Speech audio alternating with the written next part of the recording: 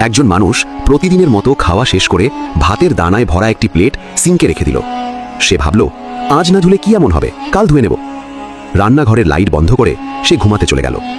পরের দিন অফিস থেকে ফিরে ক্লান্ত শরীরে সে সেই প্লেটের ওপর ফেলে দিল একটা খাবারের প্যাকেট। ভেতরে ছিল স্যুপ আর তেল। আবারও নিজেকে বলল, একদিন না পরিষ্কার করলে কিছু হয় না। তৃতীয় দিনে সেই জায়গায় জমল আরও ময়লা, একটা পুড়ে যাওয়া ফ্রাইং প্যান, কিছু উচ্ছিষ্ট খাবার আর এদিক ওদিক ছড়িয়ে থাকা চপস্টিক। ধীরে ধীরে রান্নাঘরে টক গন্ধ ছড়াতে শুরু করলো, কিন্তু মানুষটা তখনও বিষয়টাকে গুরুত্ব দিল না। সপ্তম দিনে দরজা খুলতেই সে থমকে দাঁড়ালো।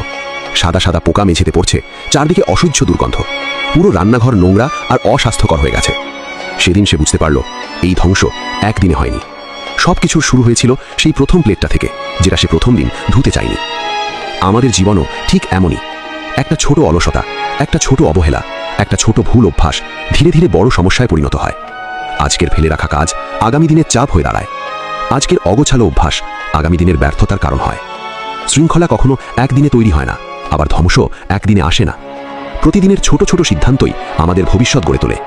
তাই জীবনের ছোট ভুলগুলোকে কখনো হালকাভাবে নিও না, কারণ একটা ছোট ফাটল থেকেই পুরো দেয়াল ভেঙে পড়তে পারে।